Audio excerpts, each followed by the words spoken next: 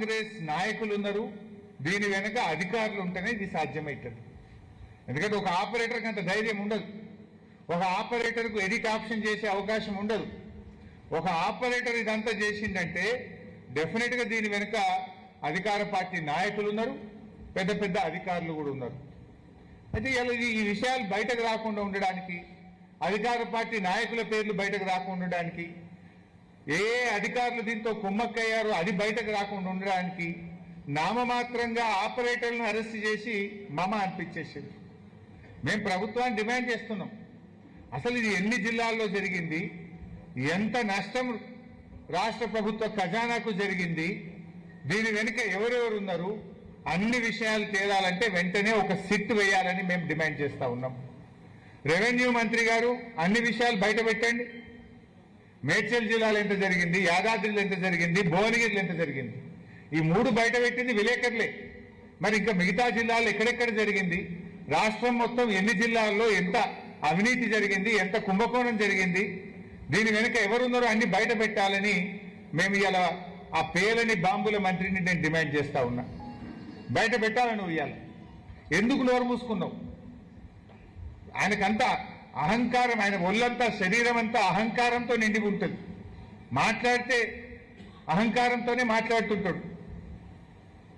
ఇవాళ ఇంత పెద్ద స్కామ్ నీ శాఖలో జరుగుతుంటే నువ్వు ఎందుకు పెదవిప్తలేవు? ఒక్కసారైనా ముఖ్యమంత్రి గారు రివ్యూ చేసిండా? రాష్ట్ర ప్రభుత్వ ఖజానాకే చిల్లు పడతా ఉంటే, ప్రజల డబ్బును కొంతమంది కొల్లగొడతా ఉంటే దీని మీద ముఖ్యమంత్రి ఈ రోజు వరకు ఎందుకు రివ్యూ చేయలేదని అడుగుతా ఉన్నా. చీటికి మాటికి రివ్యూ చేసి బీఆర్ఎస్ నాయకుల మీద కేసులు పెట్టే రేవంత్ రెడ్డి ఇవాళ రాష్ట్ర ప్రభుత్వ ఖజానాకు కోట్లాది రూపాయల డబ్బు మీ యొక్క లోపభూయిష్టమైనటువంటి భూభారతి వల్ల నష్టం జరిగితే రివ్యూ చేసే బాధ్యత ముఖ్యమంత్రికి లేదా? ఎందుకు రెవెన్యూ మంత్రిని చూస్తే భయపడుతున్నావా? పొంగిలేట్ అంటే నీకు భయమా? కారణమేంటి? పొంగిలేట్ బయట పెట్టడా, ముఖ్యమంత్రి రివ్యూ చేయడా? ఇది ప్రజల సొమ్ము కదా. రైతు బంధు ఇయ్యే శాత కాదు నీకు. ఇలా రైతు బంధు ఇయ్యకుండా రైతుల ఉసురు పోసుకుంటా ఉన్నావు నువ్వు. ఇలా ముఖ్యమంత్రి గారు ఏమైనా అడిగితే డబ్బులు లేవంటాడు. నీకు మాత్రం 100 కోట్ల రూపాయలతో నువ్వు క్యాంప్ ఆఫీస్ కట్టుకోవచ్చు, 100 కోట్లు పెట్టి ఫుట్బాల్ ఆడొచ్చు. నీకు ఫుట్బాల్ ఆడడానికి పైసలు ఉంటాయి, కోట్ల రూపాయలతో క్యాంప్ ఆఫీసులు కట్టుకోవడానికి పైసలు ఉంటాయి, అందాల పోటీలు నిర్వహించడానికి పైసలు ఉంటాయి, లేదు ఫ్యూచర్ సిటీలో 1,00,000 కోట్లు ఖర్చు పెట్టడానికి పైసలుంటాయి, మూసీలో పేదల ఇండ్లు కూలగొట్టి గాంధీ విగ్రహం పేరిట 1,000 కోట్ల రూపాయలు ఖర్చు పెట్టడానికి పైసలుంటాయి. రైతులు అనగానే పైసలు లేవని చెప్పి ఇవాళ మాట్లాడుతూ ఉన్నాడు. రేవంత్ రెడ్డికి బూతుల మీద ప్రేమ ఉన్నది కానీ రైతుల మీద ప్రేమ లేదు. బూతులు మాట్లాడడానికి నీకు నోరు వస్తుంది, రైతుల గురించి మాట్లాడడానికి నోరు రాదు. ఇలా సాదా బైనామా, ఆ రోజు కేసీఆర్ గారు ముఖ్యమంత్రి ఉన్నప్పుడు 6,18,000 మంది రైతులకు ₹1 ఖర్చు లేకుండా సాదా బైనామా చేసి ఇచ్చిండు కేసీఆర్ గారు. 2వ దశ అప్లికేషన్లు తీసుకున్నది బీఆర్ఎస్. ఇంకా ఎవరైనా మిగిలిపోతే వాళ్ళకు కూడా చేస్తామంటే 8,92,000 మంది రైతులు దరఖాస్తు పెట్టారు. ఈ రోజుకు కాంగ్రెస్ ప్రభుత్వం ఒక్కరికి కూడా సాదా బైనామా చేయలే. కేసీఆర్ గారు సాదా బైనామా ఎట్లా అమలు చేసిండ్రు? మోక మీద పోయిండు, భూమి కొన్నది నిజమేనా, పక్కనుండే రైతుల్ని అడిగినరు, ఈయన సాగు చేసుకుంటుండా అని అడిగినరు, అది నిజం ఉంటే ఆర్డర్ పాస్ చేసిండ్రు, వాళ్ళకు పాస్బుక్లు ఇచ్చేసినాం, టైటిల్ డీడ్ ఇచ్చేసినాం. కానీ ఇలా కాంగ్రెస్ వచ్చినాక ఆ రోజేమో ఎలక్షన్ల ముందు ఏం చెప్పిండ్రు? మేము గెలవంగానే ఎల్ఆర్ఎస్ ఫ్రీ, సాదా బైనామా ఫ్రీ, మేము గెలవంగానే ఎస్సీ ఎస్టీల భూములకు పట్టాలు ఇస్తాం. ఇప్పుడు ఏం చేస్తుండ్రు?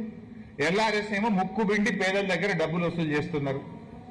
ఎస్సీ ఎస్టీల భూములకు పట్టాలు ఇస్తామని చెప్పి పట్టాలు ఇస్తలేరు. కానీ ఎస్సీ ఎస్టీల భూములు రేవంత్ రెడ్డి ముఖ్యమంత్రి అయిన తర్వాత 1,00,000 ఎకరాల ఎస్సీ ఎస్టీ భూములను ఇవాళ ప్రభుత్వం స్వాధీనం చేసుకున్నది. 1,00,000 ఎకరాలు తీసుకున్నారు. ఇందిరమ్మ రాజ్యం అంటే ఎస్సీ ఎస్టీలకు భూములు పంచుడా, ఎస్సీ ఎస్టీల భూములు గుంజుకుడా?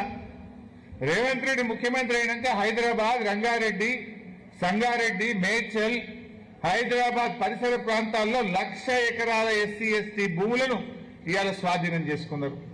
ఎలక్షన్ల ముందేమో పట్టాలు ఇస్తామన్నారు, గెలిచి గద్దెనెక్కినాకనేమో భూములు లాక్కుంటున్నారు మీరు. అట్లనే సాదా బైనామా తప్పకుండా చేస్తామన్నారు.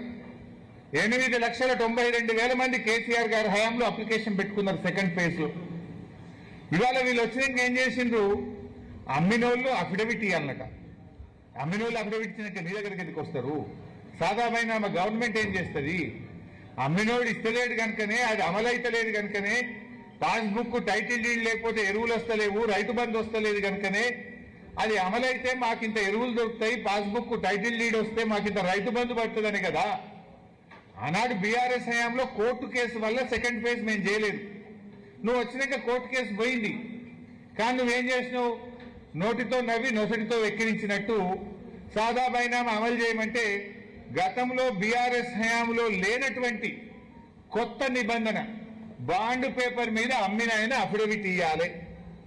నేను అడుగుతున్నా, 8,92,000 మంది రైతులు దరఖాస్తు పెడితే ఒక్కలన్నా అఫిడవిట్ ఇచ్చిందా? ఒక్క రైతు కన్నా నువ్వు పాస్బుక్ ఇచ్చినావా? మోసం చేసినావు నువ్వు రైతుల్ని. ఆ రోజు మేము ఇచ్చినాం.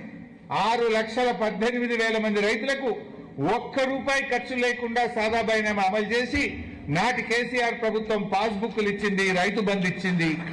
కానీ నువ్వు ఒక్కరికి కూడా ఇవాళ సాదా బైనామా చేయలే. రైతుల్ని మోసం చేస్తా ఉన్నావు. ఎస్సీ ఎస్టీలకు పట్టాలు ఇస్తాను మోసం చేసినావు. ఎల్ఆర్ఎస్ ఫ్రీ అని దగా చేసినావు నువ్వు. ఇవాళ ఇంత పెద్ద స్కామ్ జరిగితే ఇవాళ ఈ స్కామ్ ను బయటకు రాకుండా ఈ కేసును నీరుగారుస్తున్నారు. ఎందుకంటే దీని వెనుక అధికార పార్టీ నాయకులు ఉన్నారు. ఉన్నత అధికారుల హస్తంతోనే ఈ స్టాంప్స్ అండ్ రిజిస్ట్రేషన్ డిపార్ట్మెంట్ లో పెద్ద ఎత్తున అవినీతి జరిగింది, ప్రజాధనం కొల్లగొట్టబడ్డది. ఈయన ఈ పేలని బాంబుల మంత్రి నేను ఎన్ఐసితో పెట్టినా, ఎన్ఐసి సాఫ్ట్వేర్ అని చాలా గొప్పలు చెప్పిండు. భూభారతి అనేది ఎన్ఐసి సాఫ్ట్వేర్ మీద.